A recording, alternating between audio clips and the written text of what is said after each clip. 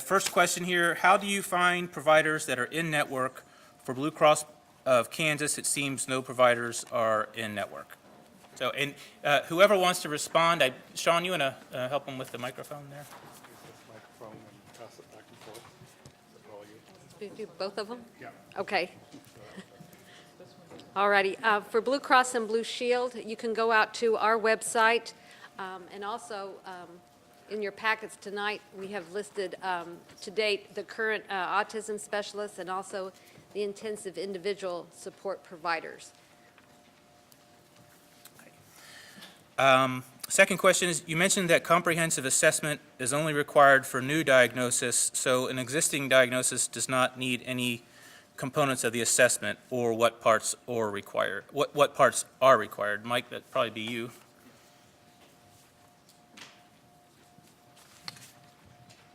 Yeah, the comprehensive assessment is only for a new diagnosis. If there's already an existing diagnosis, the treatment plan is the only thing that needs to be submitted to the plan administrator, and then they'll get the approval process done on that, and treatment can continue for a current diagnosis. Mike, what about, I think they might be referring to the other components of that comprehensive assessment, like the lead testing that is on there now. If they don't have a lead test, but they do have a diagnosis of autism prior to the coverage date, do they have to get a lead test before they can be covered for treatment? No, if the individual already is diagnosed with autism, they do not have to go through that comprehensive assessment. They would just address that periodic assessment that we discuss with the Vinland survey on an annual basis. And can't remember, let me take a look here. This is a long one, so I think I'm going to skip. Right. This one also is, Mike, for you or Vicki. How is a copay figured? Per visit, for example, daily ABA, 30 copays in a month. Does that question make sense to you? Basically, how is a copay figured, I guess, is the question. The copay under the medical plan would be on a per visit. Mike, you're on the hot seat here tonight. Clarify, I'm sorry, I guess it's you. Clarify cumulative, i.e. $36,000, $27,000. Do you anticipate that the insurance companies will not be, okay, I guess there's three different questions here. The cumulative question, I guess I can answer. I mean, that is all of the services, the diagnostic services, the treatment services, the ABA. That all goes towards that financial cap. Is that correct? That's correct. So do you anticipate that the insurance companies will not be signing contracts with BCBAs or BCABAs? Vicki, I don't anticipate that right now. See, how will families get the CPT codes? I think we addressed that. Those have already been shared by Vicki, and I guess if there are any other representatives from the other companies here, if those codes are different, perhaps. If you find out that they're not the same, if you could contact us or contact those particular companies, hopefully they would be able to provide the same information.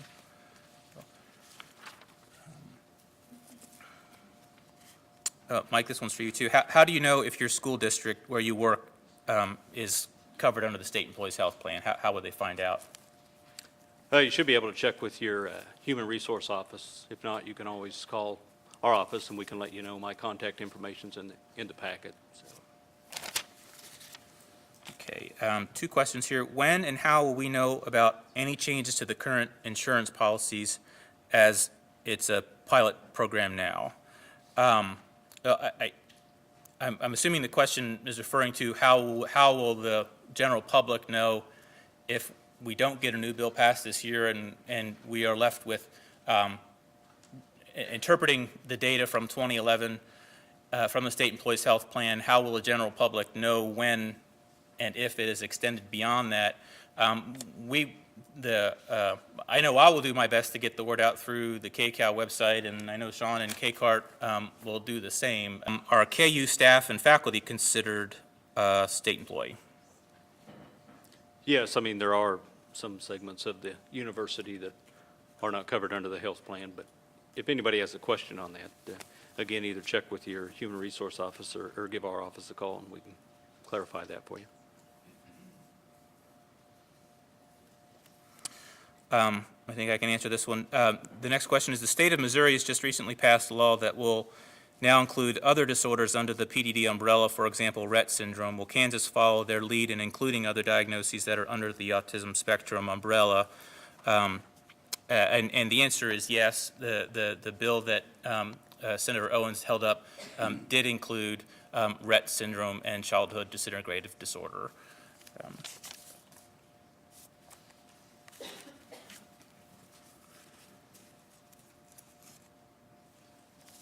If my family is on the state insurance plan and then I quit my job and go on COBRA, do my autism benefits remain the same? Yes.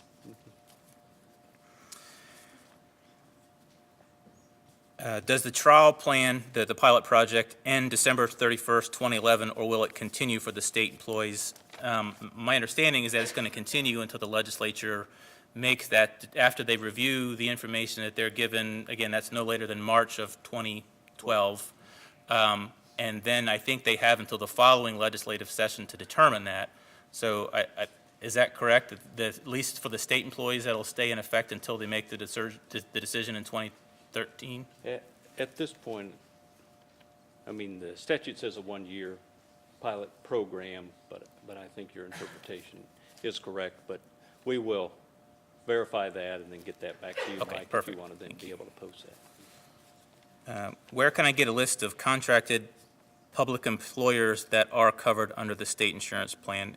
Is there a website that lists all the different companies or that are considered state No, employees? but, I mean, we can provide that list. On the topic of proving medical necessity, one, what variables strengthen a case for medical necessity? Two, any known disqualifiers? And three, this may be for Linda, how do we appeal? Well, on the medical necessity should not be a major issue for most of you, at least starting out, because you'll have the autism diagnosis. The treatment itself is the treatment of choice and standard of care for this condition. Where you'll see medical necessity probably most likely, once that initial hurdle has been taken care of and ABA is clearly covered, is in terms of the response of the, I'm just going to say child because of your age limits, to the therapy. And that's where you're going to see sometimes at a certain point, there may be a child who simply doesn't respond to this. And if that's clear that they don't, then it's neither in your interest nor the insurance companies to continue with that particular therapy. But I think the thing you need to be careful about is to make sure and really work, and parents work with your providers, make sure the insurance companies have all the information. As you know, with ABA, there's a lot of foundational things that occur that you need to be very clear about the progress that's being made and documented. And fortunately, ABA, of course, by its very nature, is document intensive. So you should be covered on that as well. But I think that's going to be the sticking point, is simply you will need to show continued measure improvement. And the other thing you need to be careful of is, and make sure that, you're prepared to explain this, is of course with any ABA treatment, the child may plateau at certain points. It's quite likely that's a temporary phenomenon and then you're going to go up again.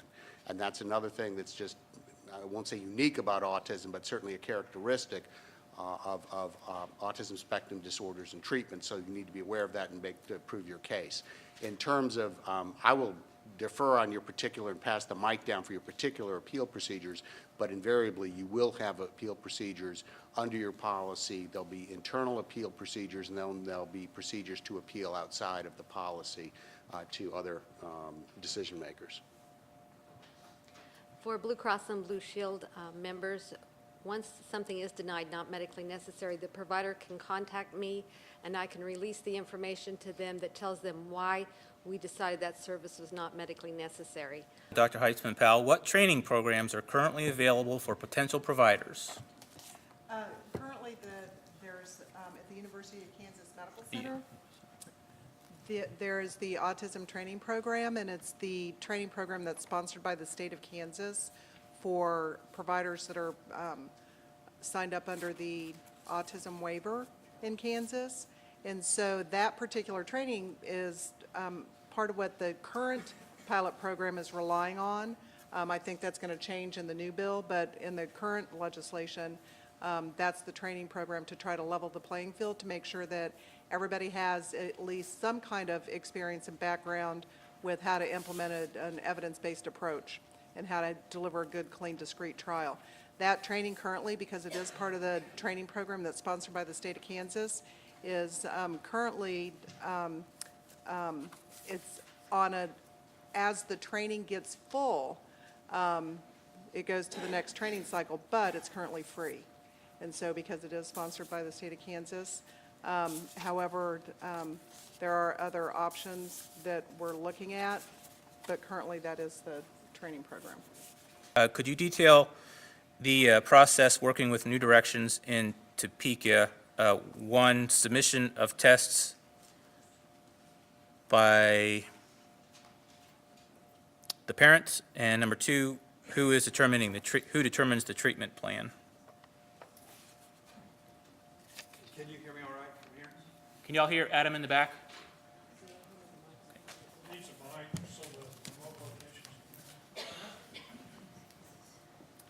locations. For New Directions, you can definitely give us a call. We'll be happy to try to walk you through.